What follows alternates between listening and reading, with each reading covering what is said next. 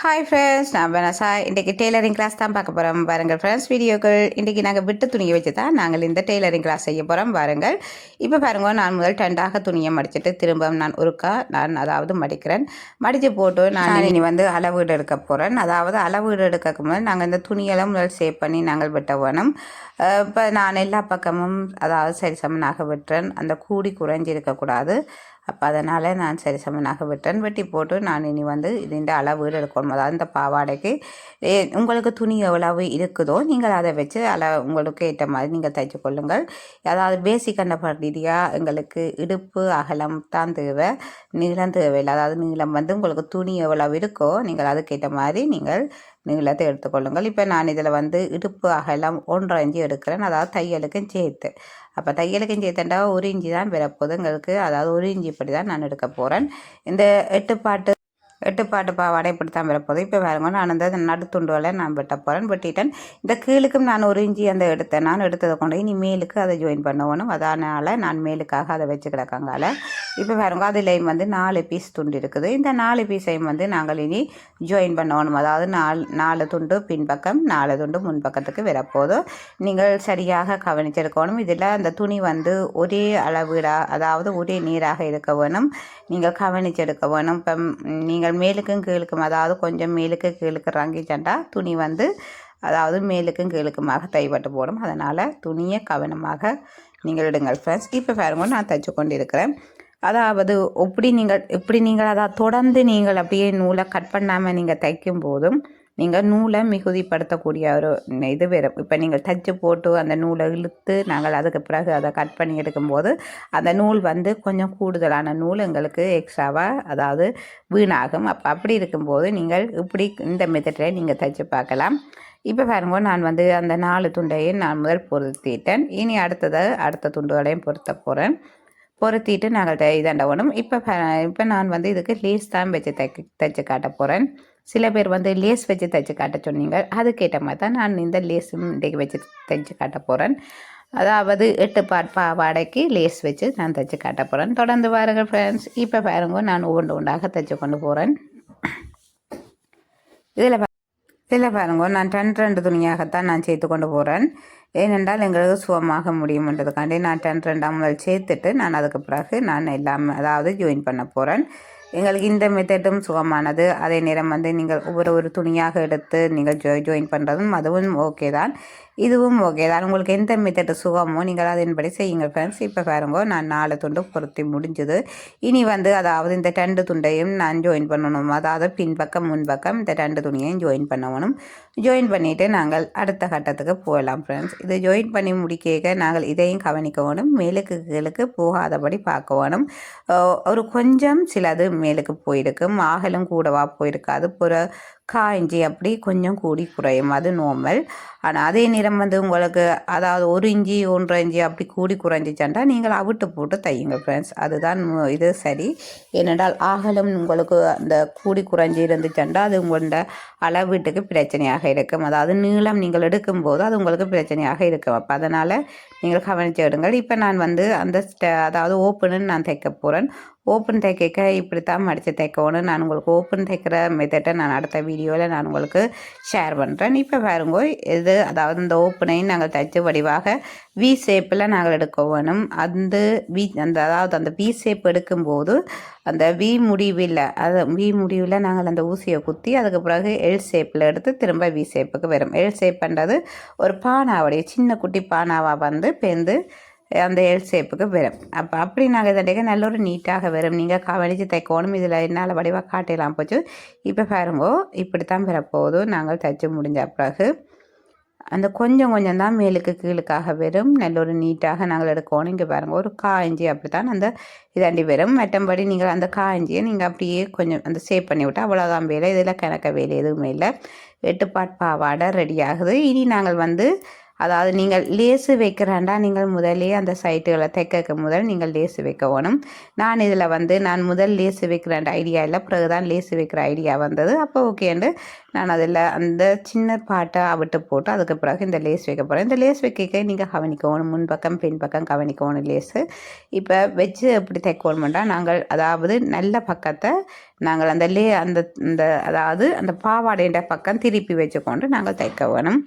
தைக்கும்போது நாங்கள் மிகவும் கவனிப்பாக தைக்க வேணும். அதாவது லேஸும் வந்து மேலுக்கு கீழுக்கு போகாதபடி, அதாவது அந்த லேஸின் பேக்கோட சேர்த்து நாங்கள் தைக்கணும், பேக்கோட ஒட்டவா வர மாதிரி தைக்க வேணும். இப்போ பாருங்க நான் தைச்சு கொண்டு போகிறேன். மிகவும் ஒரு நீட்டாக நாங்கள் தைக்க வேணும். தைச்சா ஒரு அதாவது அந்த சுருக்குகள் எதுவும் இல்லாமல் நல்ல ஒரு நீட்டாக தைக்க வேணும். முதல்ல ஒரு தையல் போட்டுட்டு இப்போ இந்த படிமான தையல் போட்டு அதாவது திருப்பி போட்டு தான் நாங்கள் படிமான தையல் போடணும். இப்போ பாருங்க தைச்சு முடிஞ்சது. தைச்சு முடிஞ்ச அப்புறம் எக்ஸ்ட்ராவாக இருக்கிற லேஸை நான் கட் பண்ணி விட்டுட்டேன். இப்போ இப்படி தான் இருக்க போது இந்த துணியை இப்படி வச்சு மடிக்கக்கூடாது, அதாவது மேல் பக்கமாக நோக்கி தான் மடிக்கணும். மடிச்சுட்டு நாங்கள் அதுக்கு பிறகு அதுக்கு மேலேயும் திரும்ப ஒரு தையல் போடணும். அதாவது நான் இதை வந்து வெளிப்பக்கத்தால் போடுறேன். இந்த வெளிப்பக்கத்தால் போடும்போது இன்னும் அழுத்தமாக இருக்கும். எங்கண்ட இந்த லேஸ் வந்து படிமான தையல் அண்டு இதை சொல்லிவினம் மிகவும் ஒரு நீட்டாக இருக்கும். இதுக்கு மேலே இன்னொரு தையல் போட போகிறேன். ஏன்னா அது கிளம்பின மாதிரி இருக்கும் உள்ளுக்குள்ளால். அப்போ அதனால் இன்னொரு படிமான தையல் போடுறேன். அந்த லேஸுகள் வந்து அதாவது அந்த துணியை கொஞ்சம் கொடுத்து அசையாமல் அந்த நூல் கிளம்பாமல் இருக்கிறதுக்காண்டி நான் இன்னொரு தையல் போடுறேன். மிகவும் ஒரு நீட்டான பாவாடை. நீங்கள் இந்த அதாவது இந்த பாவாடைக்கு நீங்கள் இந்த லேஸு தைக்கும்போது நீங்கள் ஜாயின் பண்ண முதலே நீங்கள் இந்த லேஸை நீங்கள் தைக்கலாம். நான் வந்து முதல்ல எனக்கு ஐடியா இல்லை, நான் பிறகு தான் லேஸு அதாவது தைப்போம்னு சொல்லி நான் விழுக்கிட்டேன். நான் அப்போக்கா அவிட்டு போட்டு நான் தைக்கிறேன். இப்போ பாருங்கோ இது வந்து அவிட்டதையும் ஜாயின் பண்ணியாச்சுது. இப்படித்தான் இருக்க போதுங்கிற பாவாடை. இதுக்கு வந்து நாங்கள் இனி பேண்ட் எடுக்கணும். பேண்டுக்கு உங்களுடைய அதாவது நீங்கள் தைக்கிற பாவாடைன்ற இடுப்பகலத்தை எடுங்க ஃப்ரெண்ட்ஸ். இடுப்பகலத்தை எடுத்துட்டு நீங்கள் அந்த பேண்டு தைக்கலாம். இப்போ பாருங்க நான் இதற்குரிய இடுப்பகலத்தை எடுத்துட்டு தான் நான் பேண்டு தைக்க போகிறேன். அதாவது பேண்டு துணியை நீங்கள் க்ராஸ் பீஸ் வெட்டியும் தைக்கலாம், இல்லாட்டிக்கு இப்படி நீங்கள் நேராக எடுத்தும் நீங்கள் துணியை எடுத்தும் தைக்கலாம். நான் இப்போ நேர் துணியை தான் எடுத்து தைக்க போகிறேன். சில பேர் சொல்கிறோம் அந்த பாவாடையில் வந்து அந்த இடுப்பு பகுதியில் அந்த துணிகள் வந்து நாங்கள் இப்போ அதாவது பேண்டு மேலுக்கு நாங்கள் தைச்சிட்டு திருப்பி நாங்கள் உள்பக்கமாக தைக்கும்போது சுருங்குதான்னு சொல்லி, அதுக்கெல்லாம் நான் அடுத்த வீடியோவில் எப்படி தைக்கிறேன்னு சொல்லி அந்த மெத்தட்டை நான் உங்களுக்கு காட்டித்தரலாம். ஏனென்றால் நாங்கள் பேசிக்கிலேருந்து தையல் பழகி கொண்டு போகும்போது நீட்டாக தையல் பழகி கொண்டு போகணும். அதே நேரம் வந்து நாங்கள் குழப்பம் இல்லாமல் நீட்டாக போனால் தான் எங்களால் அடுத்தடுத்த கட்டங்களுக்கு போக முடியும். இப்போ நான் வந்து பேண்டு துணியையும் இதை ஜாயின் பண்ணி எடுக்கிறேன். அதாவது பேண்டு துணி எனக்கு பத்தாமல் இருந்தது, நான் ஜாயின் பண்ணி எடுக்கிறேன். ஜாயின் பண்ணி எடுத்துகிட்டு நான் உங்களுக்கு பேண்டு துணி முதலே தைக்கிறது காட்டி தந்திருக்கேன். அதாவது அரைஞ்சி முன்னுக்காக எடுத்து நாங்கள் மடித்து தைக்கணும். மடித்து தைச்சிட்டு நாங்கள் அதாவது இந்த பேண்டை ஜாயின் பண்ண வேணும். இப்போ அதாவது பாவாடையோட சேர்த்து பேண்டுக்கு வந்து நீங்கள் நூலும் போடலாம், அதாவது டசில் நூலும் போடலாம். அதே நேரம் வந்து பேண்டுக்குரிய அந்த நூல் நீங்கள் தைக்கலாம். அது உங்களுடைய விருப்பம். உங்கள்கிட்ட இருந்தால் நீங்கள் அந்த பேண்டுக்குரிய நூலை போடலாம். இப்போ கடையில் எல்லாம் நிறைய விற்கிது பேண்டுக்குரிய நூல்கள். நீங்கள் அதை பார்த்து நீங்கள் வேண்டி போடலாம். நார்மலாக நாங்கள் இப்போ அதாவது காசு செலவழிக்காமல் தான் நாங்கள் இந்த டெய்லரிங்கை நாங்கள் படிக்கிறோம். அப்போ அப்படி இருக்க நீங்கள் தைச்சி போட்டு உங்களுடைய பாவாடைகளுக்கு ஜாயின் பண்ணுங்கள். இப்போ பாருங்க நாங்கள் இதை வந்து தைச்சி முடிஞ்சதாவது பேண்டு வெளிப்பக்கம் தைச்சி முடிஞ்சு நீ உள்பக்கம் திருப்பி எடுக்க போகிறோம். அந்த நூல்கள் எல்லாத்தையும் நீங்கள் எக்ஸ்ட்ராவாக இருக்கிற நூல்களை கட் பண்ணி விடுங்க. இப்போ பாருங்க நான் இப்படி தான் மடிக்க போகிறேன். அதாவது அரைஞ்சி உள்ளுக்காக மடித்து போட்டு அதுக்கு பிறகு நான் திருப்பி மடிக்கிறேன். அதாவது ஒரு இஞ்சியாக எடுத்து நாங்கள் இந்த பேண்டை தைக்க போகிறோம். மிகவும் ஒரு நீட்டாக நாங்கள் தைச்செடுக்க வேணும். சில பேர் சொல்கிறேன் இப்படி நாங்கள் மடித்து தைக்கும்போது அந்த பேண்டுகள் வந்து சுருக்குதான்னு சொல்லி அதுக்கு என்ன செய்யலாம்னு சொல்லி அடுத்த வீடியோவில் நான் உங்களுக்கு பதிவேற்றம் செய்கிறேன் ஃப்ரெண்ட்ஸ். இப்போ பாருங்க மிகவும் ஒரு நீட்டாக நாங்கள் தைச்ச முடிஞ்சது. அதாவது அந்த எக்ஸ்ட்ராவாக இருக்கிற நூல்கள் எல்லாம் நாங்கள் க்ளீன் பண்ணிட வேணும். க்ளீன் பண்ணிட்டா எங்களுக்கு இந்த பாவாடை மிகவும் ஒரு நீட்டாக இருக்கும். நாங்கள் பேசிக்காக நாங்கள் டெய்லரிங் படித்தாலும் நாங்கள் நீட்டாக செய்ய வேணும் அப்படின்னீங்க ஃப்ரெண்ட்ஸ், நீட்டாக செய்யுங்கள். இப்போ பாருங்க நான் இதுக்குரிய நூல் எடுக்க போகிறேன். அதாவது என்னட்ட இருந்த இந்த நூல், அதாவது நாங்கள் நார்மலாக நாங்கள் சாரி ப்ளவுஸ்களுக்கு லேஸாக முந்தி நாங்கள் தைச்சது. இப்போ வந்து இது பெருசாக பாவனையில் இல்லை, ஆனால் என்னட்ட இது மிஞ்சி போயிருந்தது. நான் இதைத்தான் இப்போ வச்சு இந்த நூலாக பாவிக்க போகிறேன். இதுக்கு வந்து நான் அதாவது அந்த அடிப்பகுதி வந்து அந்த நூல் கிளம்பி விடாதபடி நான் அதுக்கு ஒரு கட்டு போட்டுட்டு அதுக்கு பிறகு ஊசியில் நான் பீட் பண்ணிவிட்டு இப்போ உள்ளுக்காக இதை வந்து கோத்தெடுக்கிறேன். அதாவது பேண்டுக்கு நான் கோத்தெடுக்கிறேன். கோத்தெடுத்துட்டு இதையும் கொஞ்சம் வடிவாக்குவோம் வந்துட்டு நான் என்ன செய்கிறேன், அந்த முக்கோணம் மாதிரி, அதாவது அந்த டசில் மாதிரி நாங்கள் தைக்கணும். அதாவது சாரி ப்ளவுஸுக்கு நாங்கள் எப்படி இப்போ அந்த தொங்குற மாதிரியெல்லாம் தைப்போமோ அதே மாதிரி தான் இதுக்கு நாங்கள் அந்த டசில் தைக்கணும். மிகவும் ஒரு வடிவாக நாங்கள் தைக்கணும். அதாவது சின்ன கண்டாலும் நாங்கள் வடிவாக இதை செய்து காட்டணுன்றதுக்காண்டி நாங்கள் வடிவாக செய்யணும். அதே நேரம் வந்து பார்க்குறதுக்கு அழகாகவும் இருக்க வேணும். இப்போ நான் வந்து இப்படி நான் தைக்கிறேன். தைச்சி போட்டு நாங்கள் அடுத்ததாக அந்த பாவாடைன்ற அந்த பேண்டு, அதாவது பேண்டு நூலுக்கு நாங்கள் இது தைக்க வேணும். மிகவும் ஒரு அழகானதாக இருக்கும். நீங்கள் அதாவது இது கொஞ்சம் கசங்கி போயிருக்கு துணி வந்து நீங்கள் அயன் பண்ணி போட்டு நீங்கள் எடுக்கலாம் ஃப்ரெண்ட்ஸ். இப்போ நான் எல்லாம் வந்து இது தைச்சி போட்டு நான் அதுக்கு பிறகு தான் அயன் பண்ணுவேன். இப்போ வேறு மிகவும் ஒரு நீட்டாக அழகான, அதாவது எங்களுக்கு இந்த டசில் வந்து அதாவது இந்த நூலுக்குரிய இந்த துணி வந்து ரெடி ஆகுது. இப்போ பாருங்க இப்படி முக்கோணமாகத்தான் நாங்கள் வச்சு தைக்க போகிறோம். இது ஒவ்வொரு மெத்தடில் நாங்கள் எடுக்கலாம்.